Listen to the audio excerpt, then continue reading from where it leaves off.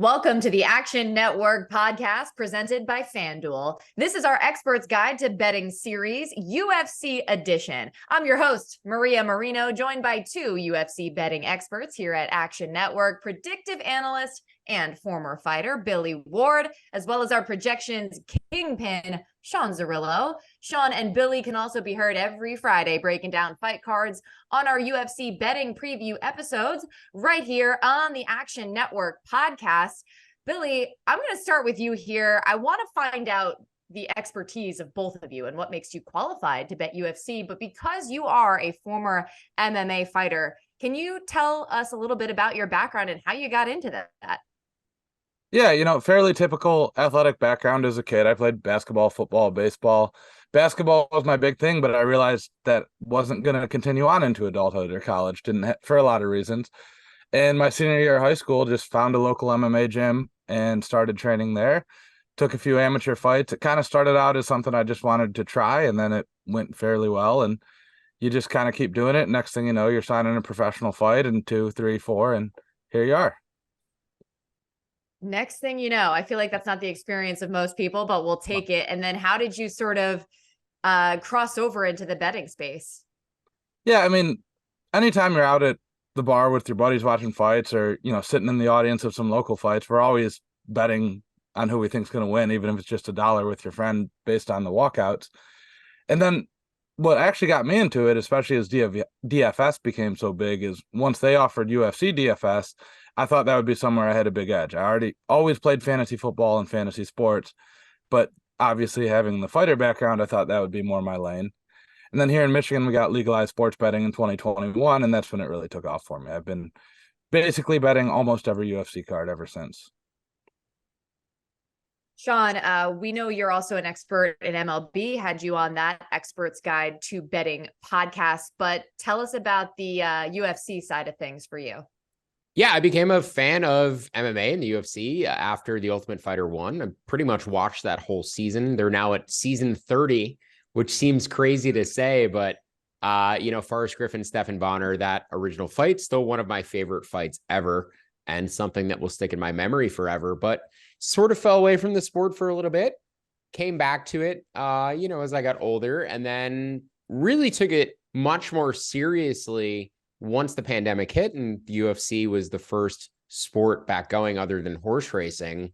But in terms of wanting to bet on it and betting on it more seriously, other than just having casually bet on it previously, I wanted to figure out a way if we could quantify something that seems completely unquantifiable, because with all of the predictive data that we have for being able to quantify a sport like baseball or even, sports like football or basketball, the idea that you could quantify something where two people are punching each other in the face or trying to snap limbs off of one another seemed like it might be a challenge for me. And I developed a process to try to take publicly available predictive data, so data that fans of the sport are putting in, but starting with the hypothesis or assumption that the public is generally wrong, going against the public and going against those public assumptions. And, the more that I've repeated this process, it actually is fairly easy to see for me when it's going to be the public is heavily on an underdog or heavily on a favorite. And it's very apparent that I'm going to be on the other side, but sort of, other than one alteration, have kept a pretty consistent process since June 2020, which is when bet tracking came for UFC into the Action Network app. I've returned a 45% win rate and a 3.3% ROI in the Action app across more than 1,000 bets. So a decent sample of bets, a ton of which have been a plus money, a lot of props, things like that. But, I basically just assume that all of these fights beyond the squash matches are closer to 50-50, and betting on a lot of underdogs has paid off. So it's been fun to, introduce math into something that I think is very hard to quantify and see it pay off over, a decent sample of bets. And before we jump on, just to piggyback what Sean said a little bit, I have a math degree as well. And before talking to him and doing this podcast, I would have said this is probably an impossible sport to quantify or use data to beat, just knowing what I knew about the two things. So having that example that he set of a way to take a data-driven approach and then being able to blend in what I know about the sport and the fighting itself is, I think, a good mix for both of us. And I just can't say how impressed I am by quantifying, as he put it, two people punching each other in the face. Because it's a lot hard. I do some baseball stuff too, and it's pure numbers. You don't need to know how the sport works. So it's just such an extreme difference between the approach to those two things. And I think we got a really good combination here of how we've been able to blend those skills. Yeah, I talk a lot on the MLB podcast about blending scouting and data analysis. And again, didn't think it was something that would be possible for MMA, a sport which seems like it should be 99% scouting. But even if baseball is 80-20 data analysis and scouting, if we can make MMA, 80-20 scouting and data analysis, I think that's enough to maybe find an edge. And before doing this, the closest I had come to experiencing anything like that, there's a book called Fightnomics, and it's really just trends, right? So it's the age gap stat that Sean likes to quote all the time, or the shorter height but longer reach that I quote. That book did a lot of that kind of stuff, but it's not projecting out as we go forward. So Sean definitely took it to the next level. Hopefully he can steal the name and write Fightnomics 2 at some point in the future. Anyone who wants to read it. All right. Well, I'm already in awe of both of you, but let's talk about any regular listener out there, casual fan of UFC. If they were to attempt to become good at betting this sport, where would you tell them to start, Billy? Yeah, I've read a lot of stuff, and especially in the DFS and betting space, that they say it's almost detrimental to watch the games if it's, football, basketball, or whatever, because our brains are so bad at processing that small sample size information. And I would say the UFC is the total opposite. This is probably the one sport that just by regularly watching it for a little while, you'll probably pick up on some stuff that the market is missing. You'll probably notice some trends or notice some patterns. You get to know the fight teams and the coaches and all those kind of things. That's the biggest one, I think, for especially the not hardcore fan who's not already doing that. And then for the hardcore fan, I think it's really just familiarizing yourself with all the ways that there are to bet on the UFC. Because it's not just pick who's going to win, or, just pick the time. There's times and methods, and we're getting more and more props of all different types. So if you're already a hardcore fan and you might say to your buddy, man, someone's getting knocked out in this one, I don't know who it is, you can bet on that. You don't have to know who it is. That's an option. So that's the big thing, I think, when I talk to my fight fan friends who aren't really gamblers. It's pretty much any opinion you have, you can bet on. And if you're going to be fairly sharp with that, which I think some of them are, just realizing what's out there on the menu is the big thing for the hardcore fan. What about you, Sean? I mean, you talked about the sort of process that you developed. Is that really it? I think Billy hit the nail on the head with the fact that the more you watch fights, the better you're going to get at it. And I don't think watching a lot of baseball or watching a lot of football is necessarily going to make you better at betting on those sports. But watching a lot of MMA has really helped me. And especially watching it on a week-to-week basis, not missing more than one card over the course of 4 years. As Billy said, it's the familiarity with all of the camps, all of the coaches, knowing which camps are more likely to help their fighters improve. But just becoming familiar with the fighters and their styles, and, taking notes and keeping notes not only before fights, but also after the fights as to what your impressions were of their strengths or weaknesses, or, just any patterns that you'll recognize. It will pop up over time. It's going to be a little bit of a pain in the butt because it is kind of a default answer for a lot of these questions in terms of betting on MMA. But I really think it is much more of a video-driven, tape-driven, scouting-driven type of analysis than you have with almost any other sport. I'm sure boxing is a very similar way, but it's a sport that really, the more you invest the time into watching, not only in terms of the UFC, but other promotions, LFA, where a lot of prospects are going to come from, or Cage Warriors, or the Contender Series fights that we have coming up here at the end of the year in September through November, watching those prospects as they're on the rise coming into the UFC. We'll talk about it more later too. That's where you're going to get advantages relative to the betting market, are the fighters that have less UFC level data on them. Those are the fighters who might be either overvalued or undervalued in the market. That's where you're going to make your bread, probably, is judging them once they jump up to UFC level competition. So yeah, it's a lot of repetition and watching tape, but that's why I've taken a different approach, is because that's all anyone is able to do, is watch the tape. And the notes is a great point too, because when you're watching the NFL, your team is playing next week or 2 weeks later at most. And if you're watching baseball, it's tomorrow. These guys might be 4 or 5, 6 months, even over a year with some of them.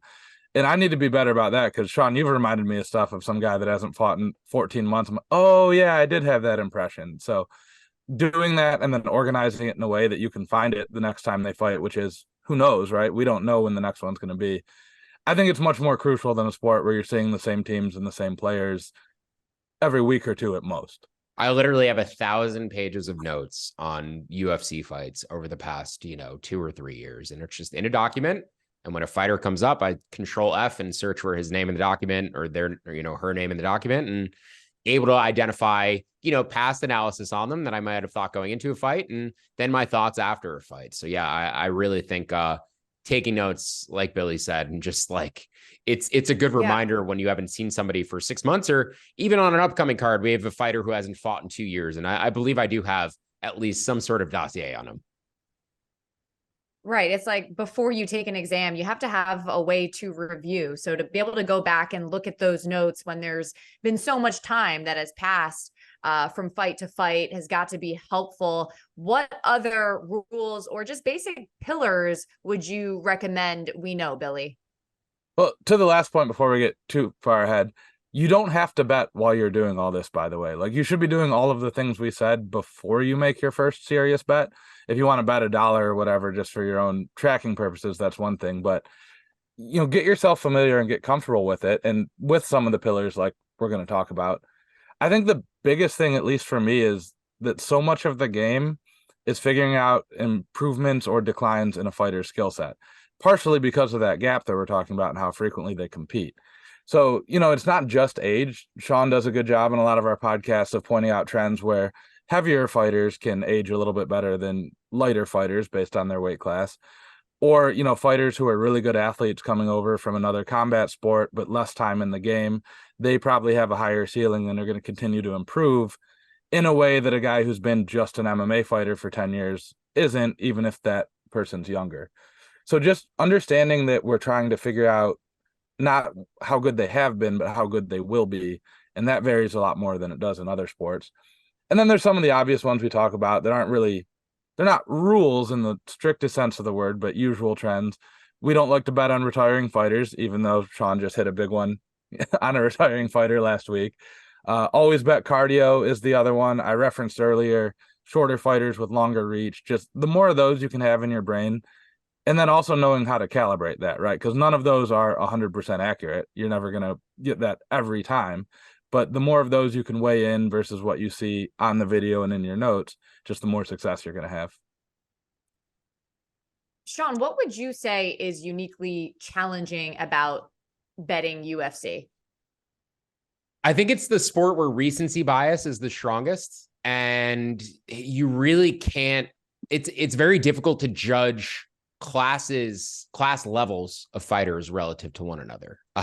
Frankly, and I don't mean this in a demeaning way, but the closest sport I have to judge it to is horse racing, where you're judging a big class jump or a big class decline. You may have somebody going from fighting a top 15 level fighter in their division in the world, and then they lose, and then they're dropping down and taking on a prospect that has never faced UFC level competition and has only faced fighters on the regional scene, taking a big step up for the first time. So judging the clash of skill sets where one guy is jumping down in competition, one guy's jumping up, can be really difficult to analyze what the strengths and weaknesses are. You may see things on tape that you're evaluating as strengths and weaknesses, but how do you evaluate that relative to drastically different types of competition? So I think that can make it difficult. Obviously, styles make fights. It's important to know what archetype of fighter you have in front of you. Always kind of favor grappling fighters because they're able to look more dominant than strikers are. But the level of competition thing, I think, is so crucial and so difficult to evaluate. And then beyond that, too, it's a 1-versus-1 sport, right? So if you're playing a team sport, hockey, you're having an off night on the ice, your teammates are probably going to hide that down performance to a significant degree. Your defense might be able to play okay, and sort of your goalie can play okay and sort of hide that you're playing poorly, turning over the puck, etc. But if you're not doing well, if you're off your game in a fight, it's going to be very apparent. So sometimes you're just going to miss because the fighter that you bet on isn't having the best day. And I'm sure Billy can speak to that much better than I can, but I'm sure going into some fights, he felt much differently than he did going into others, going for a takedown and you just don't feel like it's there for you, legs feel a little bit rubbery or what have you. And we've seen UFC fighters like Aljamain Sterling talk about things like that, where just didn't feel the same as he normally did in his first fight against Petr Yan. So yeah, it's a 1-versus-1 sport, which makes it tough, but it's the factor that you have to evaluate class level from fight to fight, I think makes it really difficult. Yeah. And Billy, how do you evaluate that from an outsider looking in, and any thoughts on how handicapping UFC is just different than traditional boxing? Yeah, and mostly Sean touched on this a little bit with the styles, but we don't know what type of fight these guys want to have when they go out there. And I know people who are more in the weeds with boxing will come out and say like, well, yeah, there's different game plans in that, but it's still, we're kind of just punching each other in boxing, right? So if you're a UFC fighter or MMA fighter, are you going to try to grapple? Is your plan to shove them against the fence and hold them there? And what Sean and I think your strength and what your plan should be, that doesn't necessarily mean that that's what you think it is.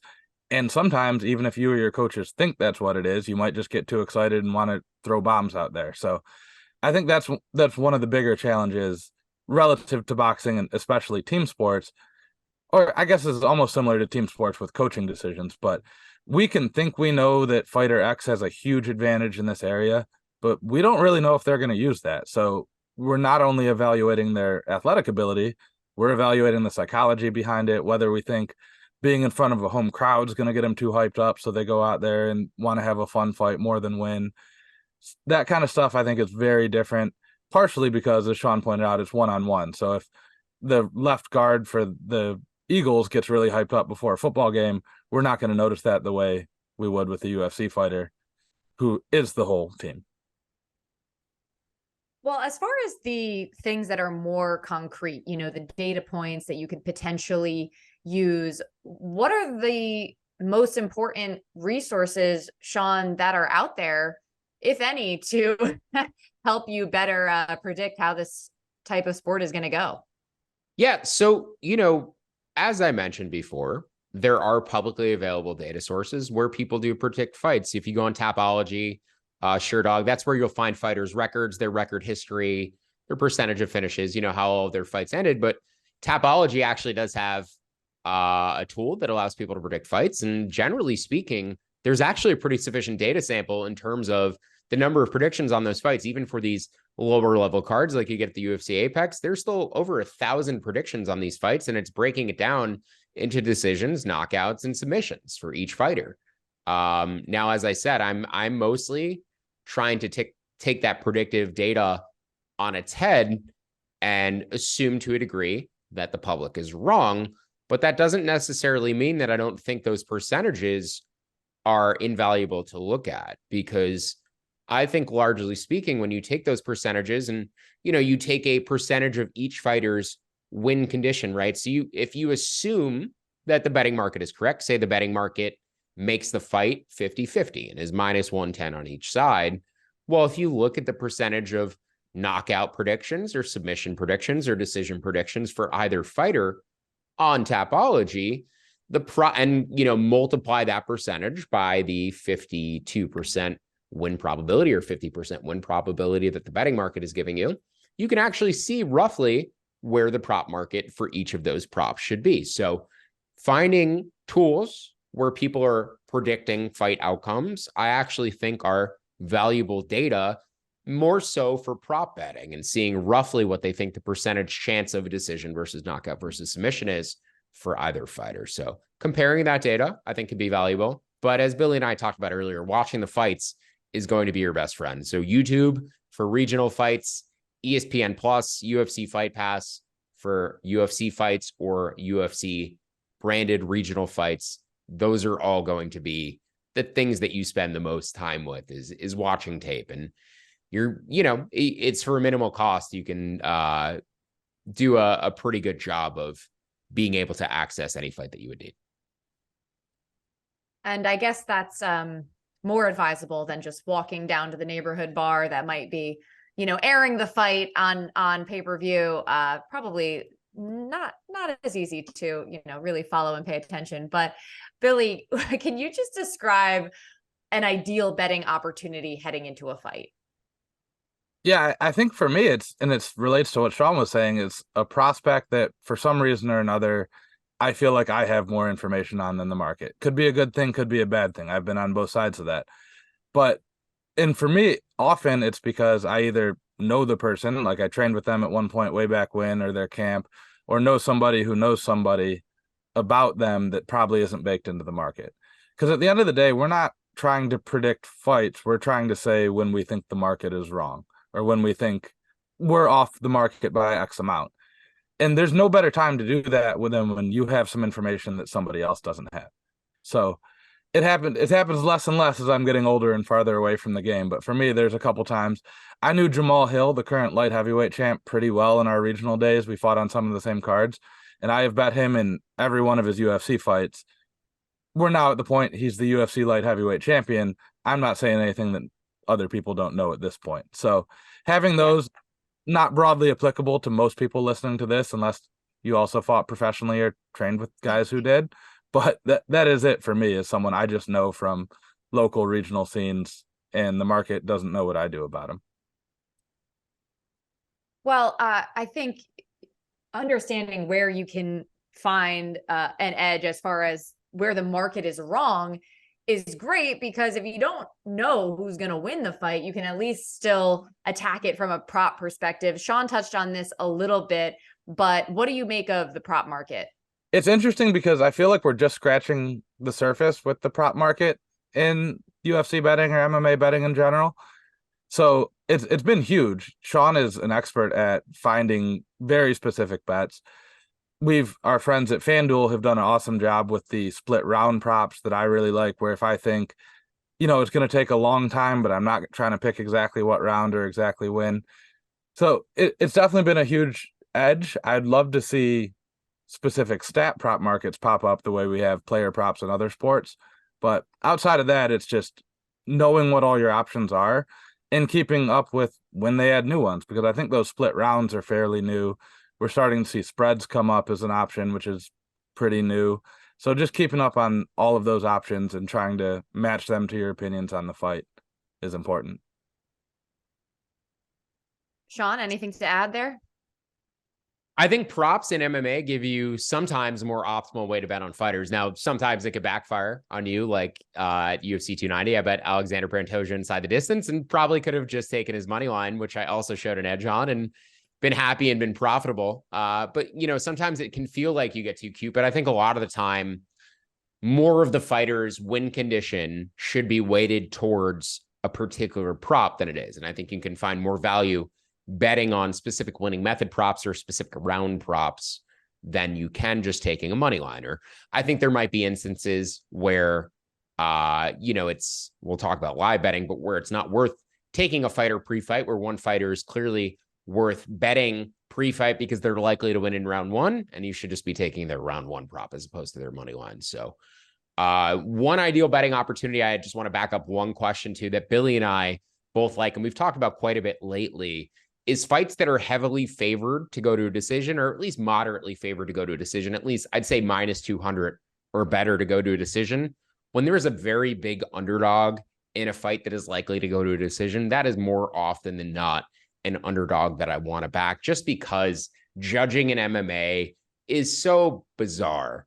And when fights are expected to go 15 minutes, it means that it's probably close enough that weird things might happen, or that the fighter is likely enough to be competitive and should not be that big of an underdog. So I think that often is an ideal live betting opportunity, in addition to fighters who have the grappling upside at plus money. Those are two angles that I'm always going to look for. So yeah, prop betting, I think you can just find more value sometimes than the money line, but there's also a few pre-fight angles that, typically speaking, I am looking to take underdogs on the money line.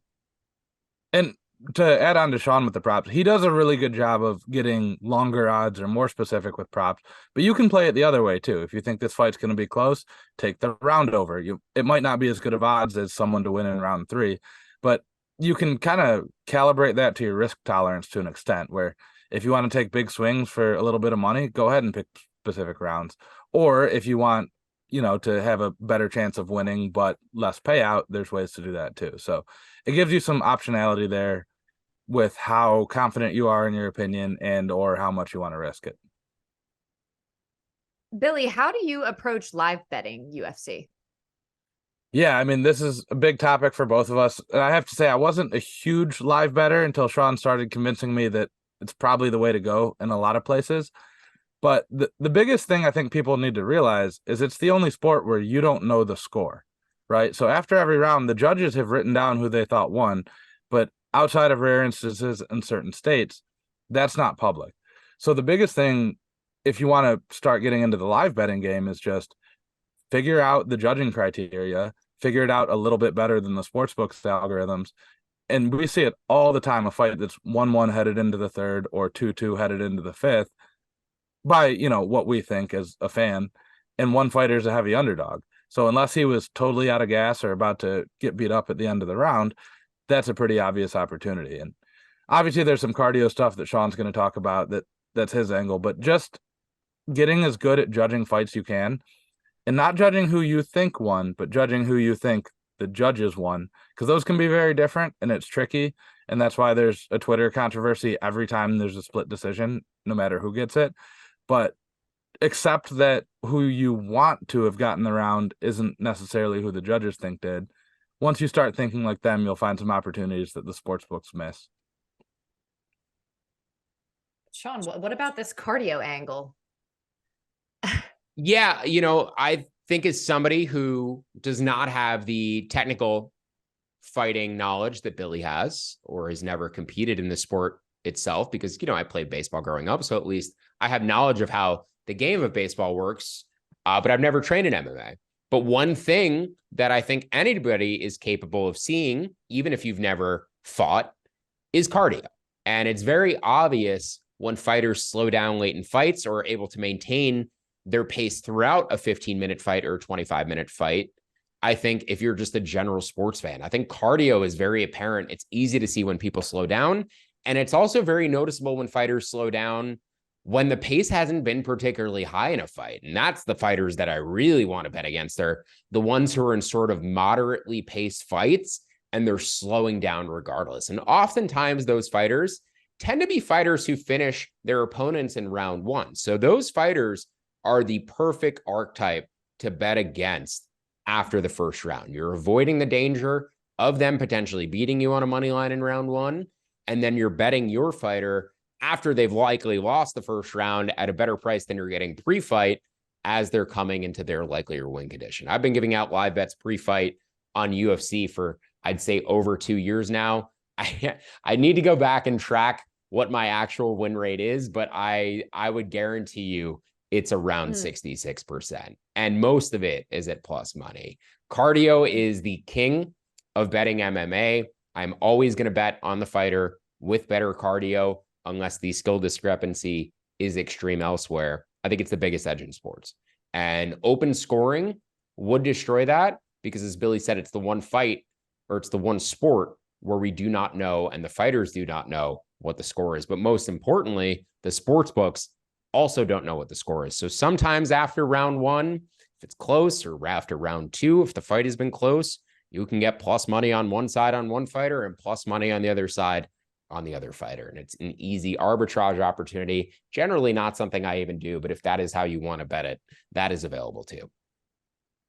But to all of that, it is also the sport where you probably have the least time to make a live bet, right? So there's no halftime, there's no quarter breaks. You've got a minute fast frequently. And we've talked about this on the podcast too. We'll be trying to listen to what the cornermen are saying before we even make the bet, or look at the guy's body language in the corner, and that eats up 30 seconds of that. So it really helps to go in with a plan. If we know we've got a guy who's got huge power and he swings for the fences, he's probably going to be the one who gets tired. So if he, lands a couple of those shots but doesn't finish his opponent, you need to come in with a plan, not try to read and react as it goes, because you really only have a minute. And while the books leave the lines up during the rounds, I am really hesitant to bet those just because of the lag that we know happens with what we're seeing on TV with what really happens. I'll track the live line sometimes and I'll see it drop on a fighter and know that they're going to land a big shot when I see it on TV 5 seconds later. So unless you're in the arena watching it, I would really avoid betting it during the round. So be fast, but you got to focus on that 1 minute window in between rounds. The last thing I want to emphasize is that the way judging has changed in the past year to 2 years relative to previous MMA scoring. If you're just getting back into betting on MMA, judges are much more likely to not count or not give any credit to top time if the fighter isn't doing anything with it. If you land a takedown, hold it for 2 minutes, but you don't land a single strike, it almost as if it didn't happen anymore. Some judges will still count it, but by and large, if that's all you're doing with the takedown, it doesn't matter. The other fighter pops back up, lands a couple of strikes. They're going to give that round to the fighter who landed strikes. So look for those fights where one fighter might be getting takedowns, but isn't really doing anything with it. Generally speaking, I'd go the other way. And I would love it on that topic if we could go back and rejudge some of my early fights when I was getting wrestled to death, but the guys weren't doing anything. So I'm going to go back and claim a couple of old amateur wins or a couple of amateur losses. I'm going to go back and flip with my 2023 judging criteria eyes. I like how you slip that in there. Listen, so many great tips by the both of you, but let's end on this. What is the ultimate thrill betting a UFC fight? Sean, start with you. Oh, man. I really think hitting those exact round props is about as good as it gets. When you bet the fighter to win in round one, especially when you get like a plus 900 or something like that, and they actually cash it, or you're hitting that round two and round three props at plus 1,200 and plus 1,800 respectively, and hoping that one of them hits, and it does. I think that's as good as it gets. Predicting the exact round that the fighter is going to win. It's funny when the fighters predict pre-fight, I'm going to win by knockout in round two, and they actually do it. So being able to make money off of an assumption that you have in that direction pre-fight it's about as fun as it gets for me. Yeah, I would say and this is another thing that's unique to the UFC, is your fighter can be losing for 14 minutes and 59 seconds and land a big punch at the end and steal it at the end. So those are the highest highs for me. If you're watching a team sport, it's a gradual comeback. Oh, they're 1 run away, they're 3 runs away, 2 runs away, 1 runs away. You can just be getting dominated the whole fight, down on every judge's scorecard every round, but it just takes one moment. And it's what makes the sport great, but it's also what makes gambling on the sport great. And it's also what makes betting on the sport terrible, because you're going to have them go for you and against you. And you just got to know that it's going to even out in the long run. But those are my favorite moments when you've kind of already mentally written off the bet as a loss. There's been some that I've actually on my spreadsheet already marked down as a loss. And then with a few seconds left, it gets saved. So that's the big one for me. And the in-arena sweat, I believe, is better than any other sport for me personally, too. Having bets on UFC fights when you're in the arena, I don't think anything else compares to that in person. That's got to be amazing. It was certainly amazing to me to listen to you guys. Once again, Sean Zerillo and Billy Ward. You can find them on Twitter, of course, but definitely follow in the Action app, because that's where you're going to find out if you're sort of on track with what you're betting. You can compare it to what they're doing. And also, it's just a great way to keep track of everything that you have going on. As a reminder, Sean and Billy can also be heard every Friday breaking down fight cards on our UFC betting preview episodes. That's right here on the Action Network podcast. Guys, thanks again for joining me. Thanks for having us. Once again, I'm Maria Marino, and keep an eye out for our other expert guides to sports betting, with episodes being released throughout the summer here on the Action Network podcast presented by FanDuel.